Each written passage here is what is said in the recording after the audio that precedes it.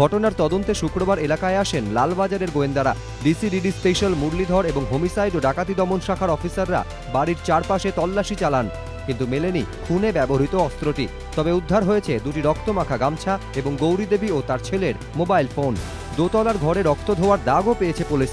আটক করা হয়েছে সন্ধ্যা গোস্বামী নামে এক আয়া এবং তার পরিচিত শঙ্কর সিংহ নামে এক ব্যক্তিকে। পুলিশের অনুমান, ঘটনার পেছনে হাত রয়েছে পরিচিতদের, তাই 3টে গেট টপকে বাড়িতে ঢুকতে তাদের বাধা পায়নি কেউ। পরিচিতরাই কাজে লাগিয়েছেন ভাড়াটে খুনিকে। ময়না তদন্তের প্রাথমিক রিপোর্ট পাওয়ার পর পুলিশের অনুমান, বিকেল থেকে সন্ধ্যের মধ্যেই ঘটেছে ঘটনা, কারণ দুপুরের খাবার হজম হয়ে গিয়েছিল। খুনি একাধিক হলেও ডান হাতে ভারী ধারালো অস্ত্র দিয়ে 4 জনের গলা একজনই কেটেছে। তার আগে ভারী কিছু দিয়ে মাথায় আঘাত করা হয় 4 জনেরই। খুনের আগে 4 জনই বাধা দিয়েছিলেন খুনিকে। 4 জনের হাতেই মিলেছে বাধা দেওয়ার চিহ্ন। তদন্ত পুরো দমে চলছে। যে লিড বা পয়েন্টগুলো পাওয়া যাচ্ছে সেগুলো ধরে আমরা এগোচ্ছি।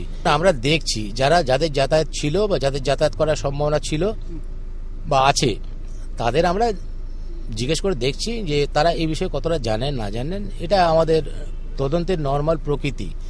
আর অ্যারেস্ট কাউকে করা হয়নি, এটা আমাদের পরিষ্কার করে দেওয়া দরকার।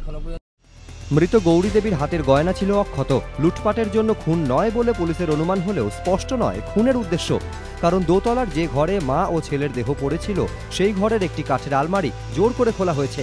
তাহলে কি নির্দিষ্ট কোনো জিনিস চুরির উদ্দেশ্যেই খুন? তাই জোর করে খোলা হয়েছে ওই আলমারি, লণ্ডভণ্ড করা হয়নি গোটা ঘর। পুলিশ জানতে পেরেছে 3 কাঠা জমি ছিল ভট্টাচার্য পরিবারের। ওই জমি এক আত্মীয়কে 12 লক্ষ টাকায় বিক্রির কথা হয় গত বছর, কিন্তু শেষ পর্যন্ত তা অন্যকে বিক্রি করা হয়। খুনের পেছনে সম্পত্তি নিয়ে বিবাদ রয়েছে কিনা তা খতিয়ে দেখছে পুলিশ। এ নিয়ে গৌরী ভট্টাচার্যের নাতনি দেবযানী এবং জামাই বুদ্ধদেব মুখোপাধ্যায়কেও জিজ্ঞাসাবাদ করে পুলিশ। কিন্তু যে আত্মীয়ের সঙ্গে বিবাদ হয়েছিল বলে বুদ্ধদেবের দাবি, সেই আত্মীয় এদিন জানিয়ে দেন কোনো বিবাদই ছিল না। জমি কেনা নিয়ে বিবাদকে সামনে এনে খুনের উদ্দেশ্যকে ঘুরিয়ে দেওয়া হচ্ছে। যারা জমি ব্যাপারটা বলতে চাইছে তারা সঠিক তথ্য দিচ্ছে না। তাদের একটাই উদ্দেশ্য, এই জায়গাটাকে মানে খুনটাকে ডাইভার্সিফিকেশনের মূল চেষ্টা। আমি চাইব সত্য সামনে আসে, যে কোনোভাবে হোক সত্য। আমার যেন জেঠিমা এবং আমার ভাইয়ের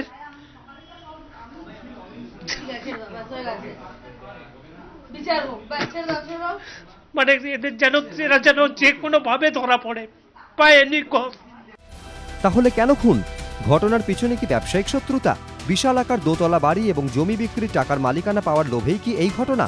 অভিযোগ, বড় ছেলে মারা যাওয়ার পর মিনু বিশ্বাস নামে এক পরিচারিকাকে বাড়ি থেকে তাড়িয়ে দেন গৌরী দেবী।